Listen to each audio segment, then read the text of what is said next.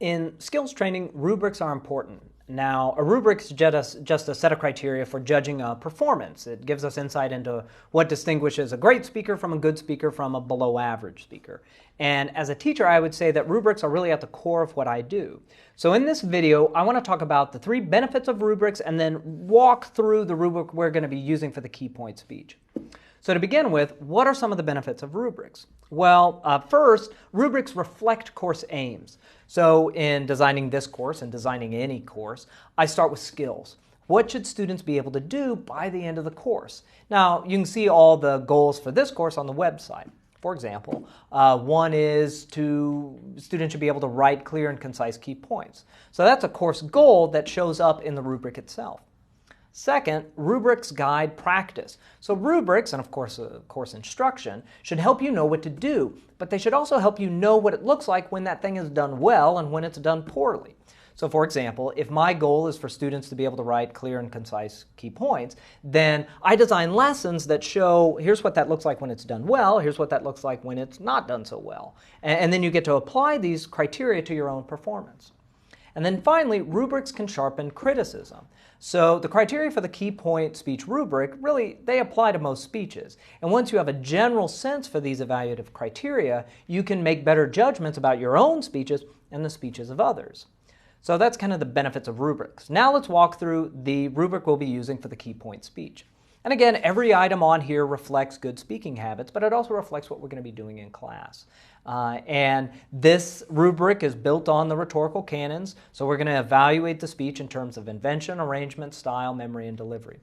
So first up, invention. With invention, we're concerned with the content of the speech. So we start off with questions like, did the speaker include and explain appropriate main points that clarified the speech topic? So in essence, were there some points in there that that shouldn't have been in there? Were there some points that needed to be in there that weren't?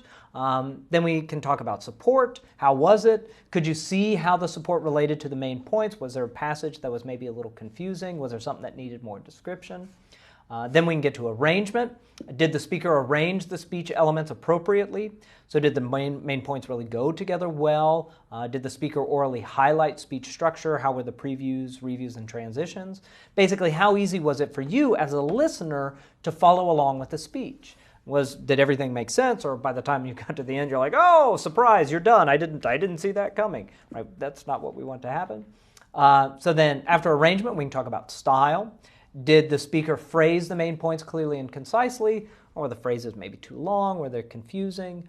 Did the speaker discuss the support well? So did the speaker get into the details of the example quickly, or were there some examples that were discussed in an unclear way? And then finally, we can talk about delivery. Did the speaker appear confident and animated? That's tough to perform, but it's pretty important. How was the breathing and projection? These are on video, but you can still hear someone retaining too much air or not breathing properly. We can talk about pitch and rate. Was the speaker providing important prosodic cues to help you understand the content easily, or was the speech kind of a little bit more monotone? How was the note use? And this, for us, is kind of where we get into the memory part of this assignment. So did the speaker seem to know the speech deeply? And no matter what type of notes they were using, were those notes used well, or did they kind of get in the way of the delivery? How was the movement and gesturing? Were there some distracting movements, or were there some things that you just thought were brilliant, like, oh, when you gestured on the 4th point, it brought tears to my eyes, beautiful, right? And then finally, we can talk about, did the speaker deliver a speech that was of an appropriate length? And having time limits is important in a speech class because it demands that you make choices. What are you going to include and what are you going to exclude? How often did you practice it to get it smooth and within time? So, in sum, rubrics are important to teaching and learning. They can help us investigate a skill like speech much more closely. This rubric is our map to this course, and it's certainly a general guide to better speaking.